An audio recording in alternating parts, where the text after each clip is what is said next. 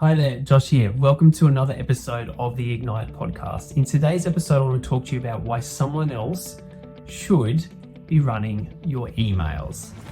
Now, this is, from what I've discovered working with hundreds of business owners, a reasonably contentious topic because we like to hold on to things that we think are a good use of our time. We like to hold on to things that we think, you can't give that stuff away. And I'm shattering a few beliefs with running this episode. And I know I've had a couple of interesting conversations with some of our boardroom members about it, but I do know that for those boardroomers or the members of our boardroom program that have adopted what we teach in terms of having someone else running your emails for you, it has been an absolute game changer for their business. So let's dive in and have a chat about it. So let's walk it through. Why someone else should be running your email. So we have just been brought up, and it's something that I'm incredibly passionate about in terms of getting more time back. It's this concept of buying back your time. It's this concept of high dollar productive zone, high dollar productive activities, and you as a business owner always being in your high dollar productive zone and doing high dollar productive activities in your business. And emails are not a high dollar productive activity. They are not you being in your high dollar productive zone. Yes, you responding to some emails, and I'll talk about the process in a second, but in general, it is a complete waste of your time. And yet, so many of us are so conditioned to get to the office, open up the computer, and the first thing we do is open up our email account, check the emails that have come through overnight or from yesterday afternoon, and just start responding. And my problem with that is, so 90% of the people that I work with, their high value time is in the morning. You've had a good sleep, you're into the office, you've got a bit of caffeine into your system. That is when you are most productive. And we are wasting our most productive time and productive hours just responding to other people's drama and other people's questions and responsibilities.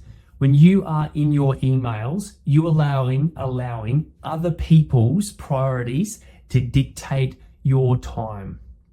I'll say that again. When you are responding to your emails, so you think about it, someone else sends you an email, that's their priority.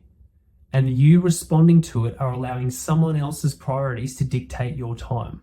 I'm not saying those emails are not important, but I'm saying you responding to those emails in general, and definitely first up in the morning, is a complete waste of your time. We want to have someone else running your inbox for you so that then you can pick and choose. And I'll explain what we do. Well, I'll explain what I do with my emails. I'll explain what 50% of our clients are doing at the moment too, in terms of having someone else run their inbox. But when you have someone else running your inbox, that's their high dollar productive zone. It means that you can get into the office knowing that someone else is kind of going through your emails, sorting them, potentially responding on your behalf to some stuff that they can, that's easy, filing stuff away, forwarding emails to other people in your team or your business for their action. And then, and I'll talk about the process in a second, don't worry, and then putting into another folder in your email account, the emails that you need to respond to. So that nothing's getting missed, emails are getting action, but it means when you get into the office, again, caffeinated, well rested, you can focus on the big rocks in your business, working on a really important project, building out a strategy for where the next element of your business is going, having a look at client relationships, looking at a key client relationship and how you can get more work from them, looking at a merger or acquisition opportunity. That's where your time should be focused as a business owner, not head down at 9:15 a.m. tapping away on your keyboard doing emails. It is a complete waste of your time. And the sooner you can have someone else running and managing your inbox for you, the better. Now, I know this is going to be contentious. I know there's going to be some listening or watching going, you can feel yourself getting uncomfortable or agitated because that's my domain. That's my email accounts. That's my personal stuff that's coming through. Yeah, maybe. I've had this conversation with countless business owners, and everyone who's taken my advice and having someone else run their emails for them are like, why didn't I do this 5 years ago? This is amazing. So I've talked you through the why. One, it's a waste of your time. 2, you should be focusing on your high dollar productive activities. 3, you should be having someone else run your inbox for you.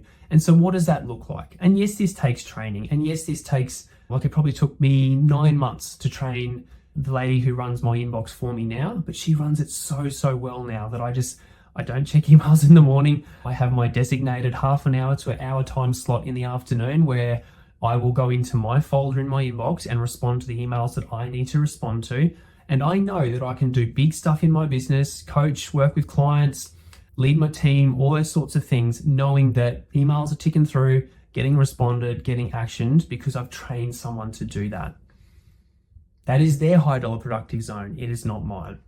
So you can get a virtual assistant to run your inbox. You can have your admin person run your inbox. And essentially it's a training process. So I'll walk you through what I did. So I hired someone to run my inbox for me. And this is the same process that I teach our Boardroom clients. I hired someone to run my inbox for me.